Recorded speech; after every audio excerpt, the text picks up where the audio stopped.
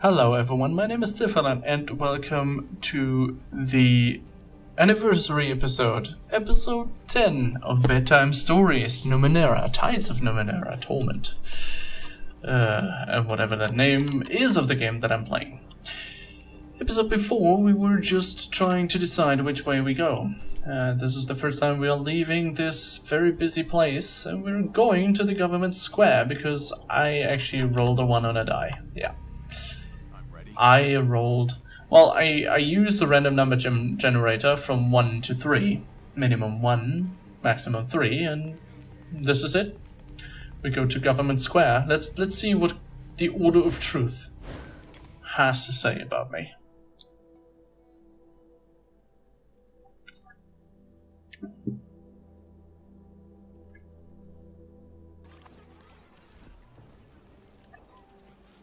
Here we go, another map, which is probably as big as the other one, so just another 20 episodes to get through here.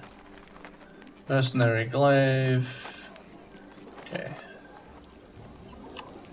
Interesting. What?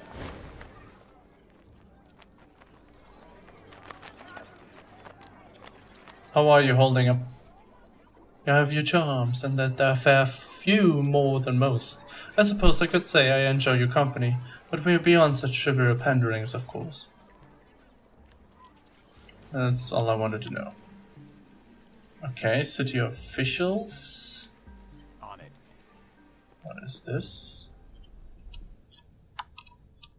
Oh wow, what a statue. A strange tattoo marks the side of the statue's head. It's vaguely similar to your own, but you have no idea who the statue depicts. Huh. All right. City officials? Officials seem to be in pink, so there is a way off.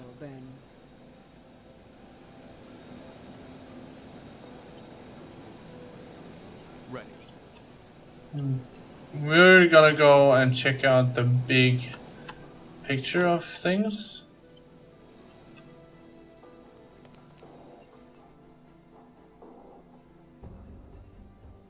All right. So here is some sort of device. Of course. Council clerk.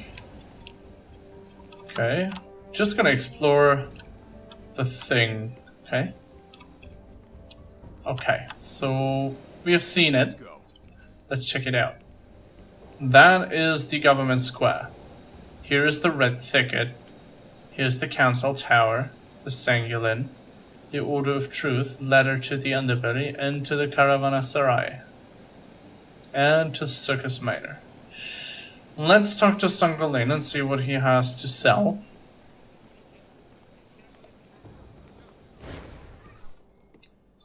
A tall, thin, and exquisitely dressed older man stands in the shade of an exquisitely crafted stall. The cut, color, and the quality of his clothes are the symphony of harmonious coordination, while the expression of benevolent condescension he gives you would be more at home on the face of a king. "Good afternoon," he says, bowing slightly. "I'm Sangulin, and this is my store, Sangulin's Fittings. Welcome. How may I be of service?" What do you sell here?" "I sell the finest city wear for discerning men and women, as well as quality armor for those traveling to less civilized locales." Okay, I'd like to see what you have to sell. So the shield is not better. Not at all. A grounding cloak, an artifact which gives me resistance when damaged by energy, chemical, mental, or transdimensional damage, confers grounding cloak plus 15% on all tasks. Only usable by the last cast off. Witchcrafted suit. Witchcrafted suit. Very interesting. 4 armor, 1 resistance. Armor cost, -6 to might and speed. No. Light armor. This is actually better. I like this one. And I want this, as well as this. I want both. And I can get both. Yeah!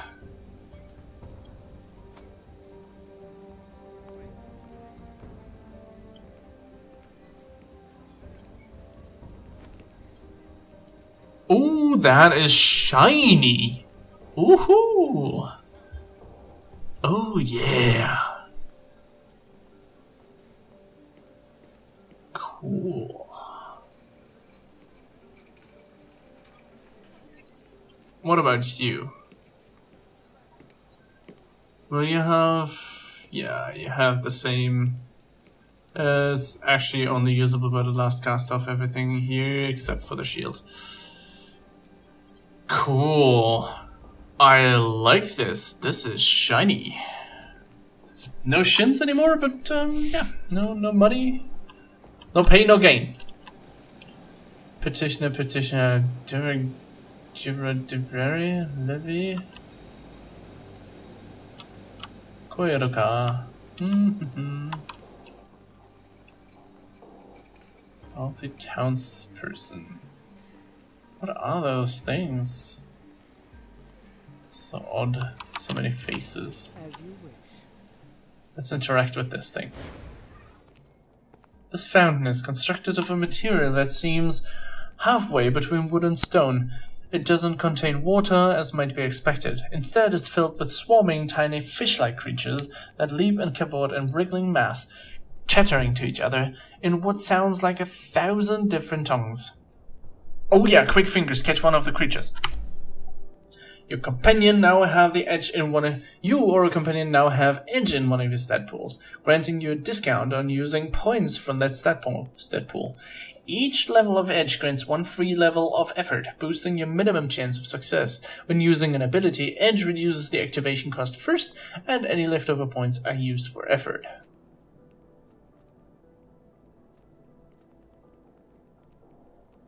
So I can go to 60%. Let's go to 60%. Nah!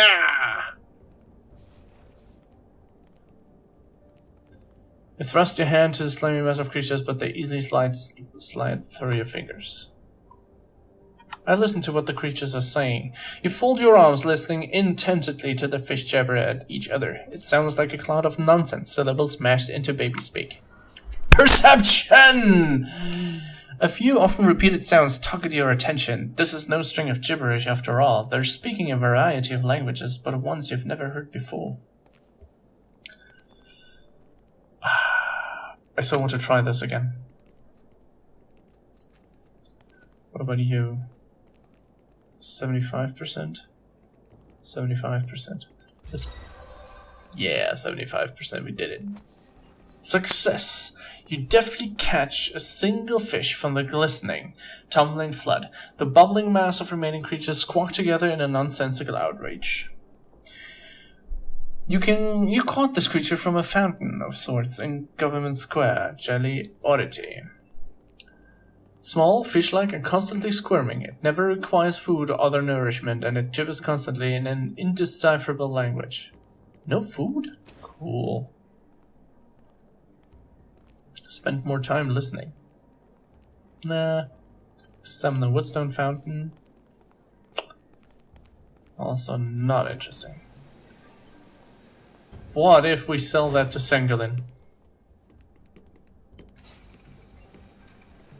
So I have to sell this to you. Nice.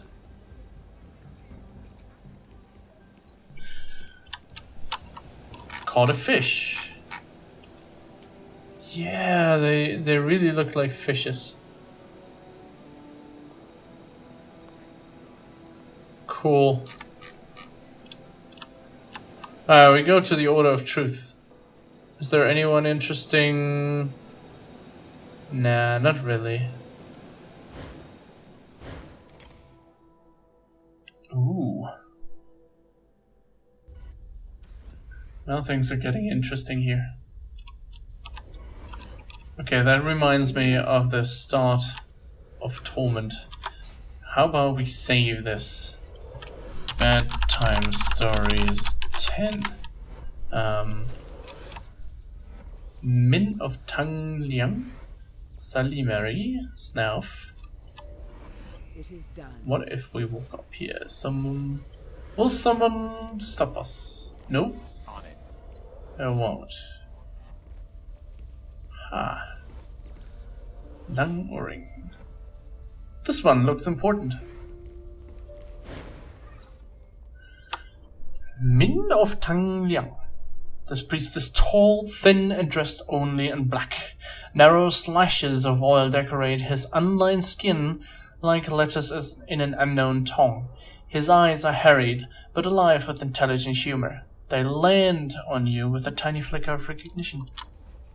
Then his gaze moves from you to your companion. Hello, Calistige. Here to work or just visit? Perception. His smile, you note, is the slightest bit strained. Just a bit of business. Have you ever heard anything about a resonance chamber, Min? We're looking for a way to repair one. You what? Min guessed. I thought the thing was a myth, and you're trying to repair it? Where is it? None of business. Silvertide raised a tiny amount. Huh? He says. You're right there, still. I had to ask. Do you have any piece of the machine with you? I have a shard of it. Take a look. He handles the shard with care. Organic and crystalline. It was grown into the appropriate shape for the machine. This is definitely what Salimari was working on all those years ago. With her partner. He looks at you, his eyebrows raised, but does not say more. Reluctantly, he hands it back to you. In all honesty, I focus more on traditionally powered machines. Salimari has some experience with organic machine construction. You might ask her about it. Yeah, tell me please about that machine behind you. It makes levies, the guardians of sagas. He rubs his chin. Our records say that Divyatichu found a similar device in the ruins of Archopalazia far to the north. He convinced the city that a local version, a modified one, would be of use. In order to become citizens, everyone in Saga's cliffs, even though the ones born here, gives a year of their lives to the machine. It uses that, borrowed time to create a levy.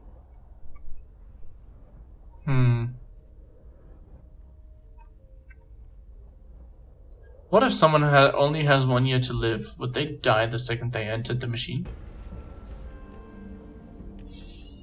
No, they never die in a machine, but it catches up with them a few days later. That doesn't happen very often. Sometimes I think the machine actually saves them, prevents them from meeting whatever fate was in store, but not always. At any rate, the levies created by the machine are nearly identical, and they only last a year. After that, they quietly return to the machine and dissolve into... His hand grips the air, trying to frame the words. Grey gunk. It's incredibly unpleasant to watch, but they don't seem to mind.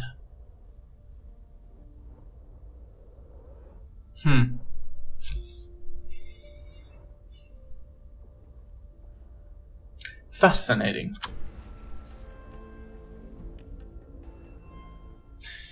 It is, and nothing is wasted. We just use the same gunk for the next levy, he frowns. Good thing too, I have no idea how to make more gunk. Anyway, that's the machine. Any other questions? Let's talk about something else. What's the Order of Truth? Good question. He chews his lip for a moment, framing his words. We live on the surface of a vast labyrinth of layered rooms, packed with relics and artifacts, windows into the past.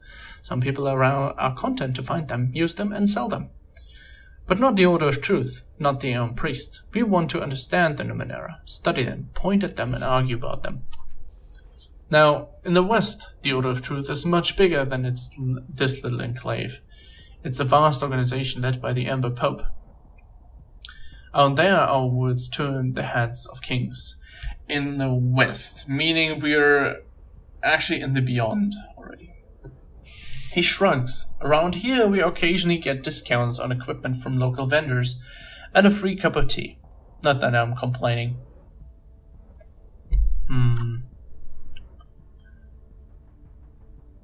How did the chapter of the Order of Truth end up out here? It was founded 300 years ago by a Varjellan nano dame named Diviatiju.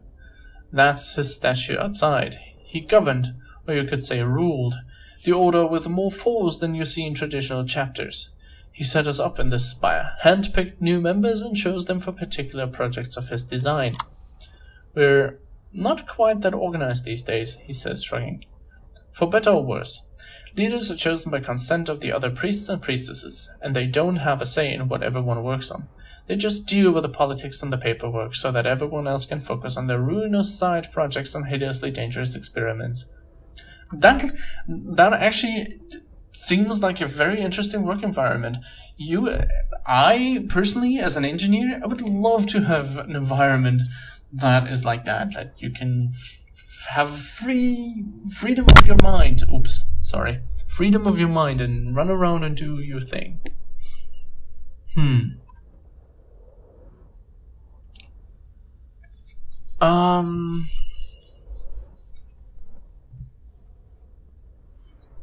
You sound awfully dismissive of your colleagues' work.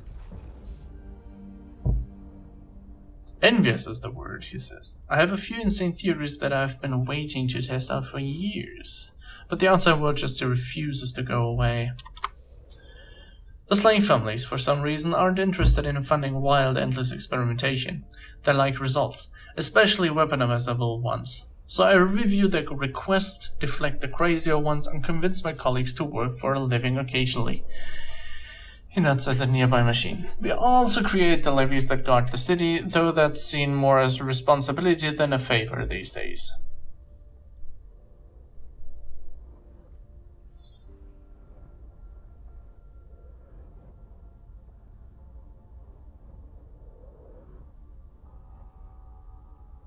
Good to see that sagas make scholars live in the real world. Indigo. I agree with you on some days. Others, I'd rather be chasing a crazy theory, he shrugs. What else do you want to know about the Order? How long have you been here in this spire? Well, it's not actually a building, first of all, he says, grinning. And neither is Council Tower. Take a closer look when you get a chance. They're ships. We think they were used to explore the void between the stars, long before Sagos was founded. He rubs his chin. They may be millions of years old, in fact. Now, of course, they're almost completely sealed in rock. The only other parts you can see up close are the engines, down in the other belly. The city uses them as forge fires and energy sources. Actually, that's not the only part. We use some of the lower decks for storage, but you can't see those. Very secret. I saw Diviatiju inside the clock in Circus Minor. Your founder was the Changing God, or a cast-off. Min squints at you, then the ceiling. It's possible. Diviatiju's behavior matches the stories I've heard about the Changing God, but he hasn't exactly shown up here to pick up where you left off. If you're right, maybe he just lost interest. Are there a lot of Aeon Priests in Circus Cliffs? Yes, but they're not strictly here. Some are out on digs or various expeditions. We only have a few Aeon Priests in the city right now. There's Sunny Mary, who I mentioned before. Beleazar studies biomechanical life forms. Orth Faung is an expert in inexplicable and malicious architecture and should be back soon. He pauses, ticking his fingers and furrowing his brow. And Snurf, of course, a visitant who's developed an interest in all forms of reproduction.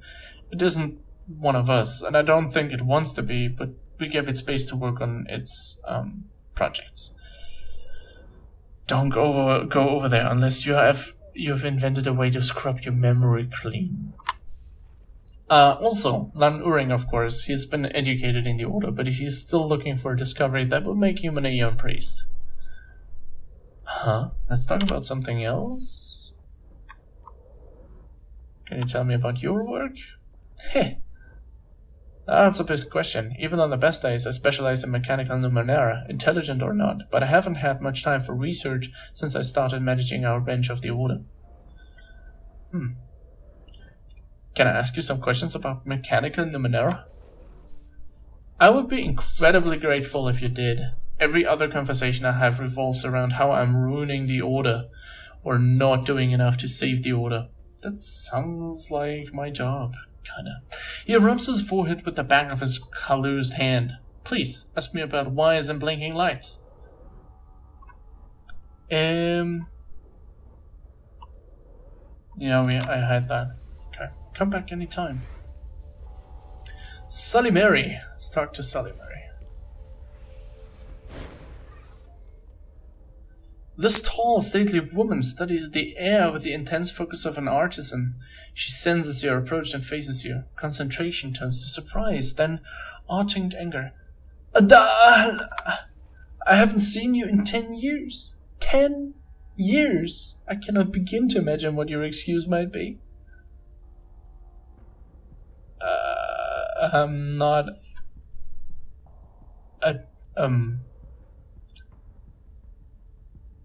I'm not, done.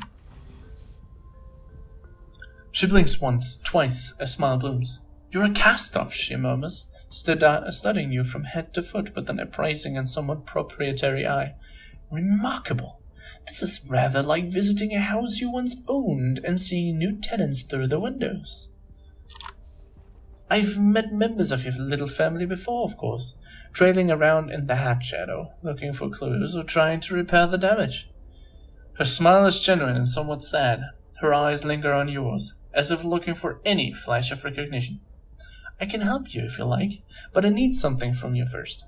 I'm not going to agree to anything without more information. Oh, she says, rolling her eyes.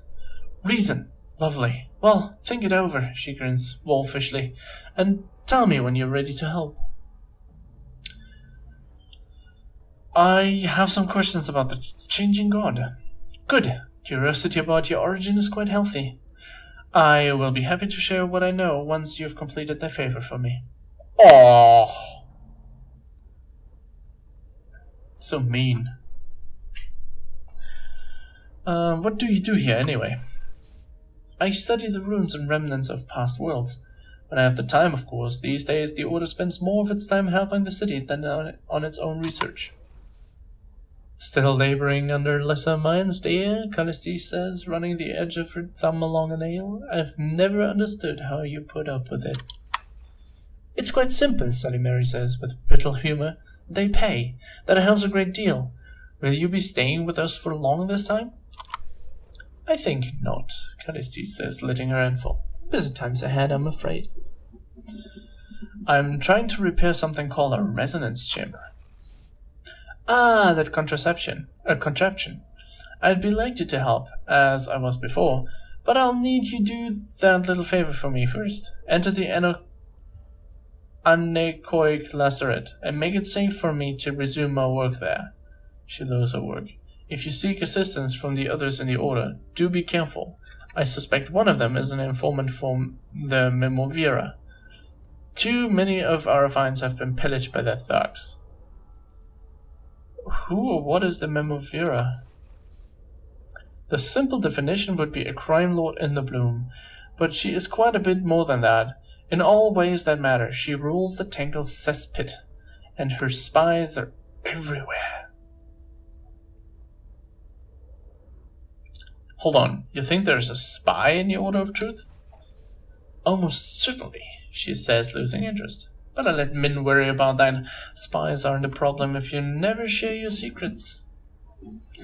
Let's talk about that favor you want. Of course, she draws your attention to a map of the reef of fallen worlds on her workstation and taps a gilded ornate structure not far from the dome containing the resonance chamber. This is the anechoic lazaret. Has been hopelessly sealed since the dawn of the Ninth World until I managed it in a week or two. It was quite simple once you figured out the trick. I've been slipping in and out at nights, investigating the technology within, taking notes, she frowns. Then, more recently, I discovered that the structure was sealed again.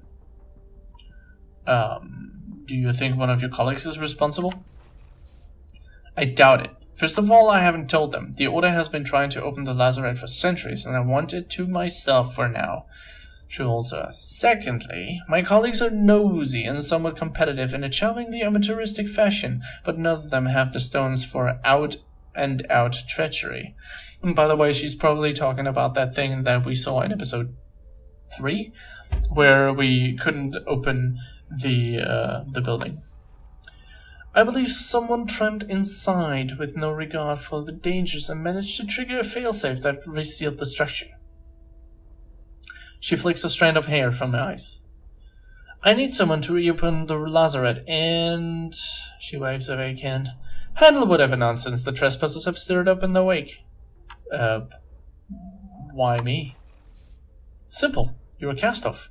All of you were made to be useful in some way or another. All of you are, at minimum, competent. In short, you're better than any of the draft I have had at hand. Besides, I can reopen the structure. The concern is what is waiting for me inside. She holds your gaze for a moment to make sure you understand. I want you to deal with whatever has gone wrong in there so I can resume my work. Needless to say, I would also prefer the structure in an undamaged state, as I left it. She smooths her robes. Well, there it is. Will you help? Will you help? Yes. I'll remember that. Excellent, she says briskly, but relief flashes across her face. She hands you a metallic stalk with flower-like ridges along its length and a mechanical eye at one hand. This, as you likely know, is the eye of a Mlox, and how I originally accessed the structure. The fact that the lazaret recognizes this organ as an authorized user implies that its builders were machine intelligences. Maybe a machine civilization from before the dawn of the Ninth World.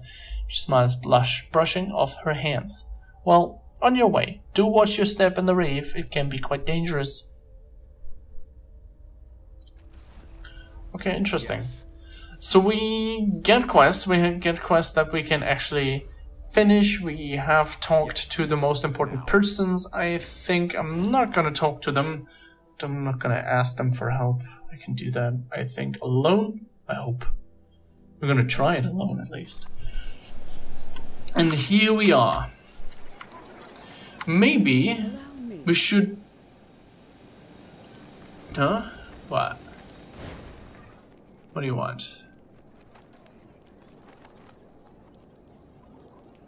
I want to talk about you again.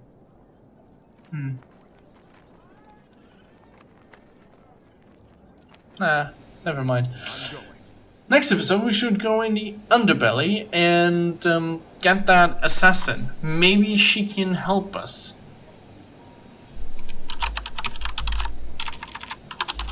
Bedtime story. Stories part 10 end. Thank you very much for this anniversary episode. If you liked it, leave a like. If you didn't like it, leave a whatever that other thing is. I don't know what you might think of pressing. Leave a comment, leave a question. I have the Book of Numenera here. By the way, we were talking about Lorik, a city in the southeast, actually, of the Beyond. It's next to a river. And also found on the map the Clock of Kalka. If you Google the map, you might want to Google the map and see where the cities are. Anyway, I wish you a nice night, have a nice day, and see you soon. Goodbye.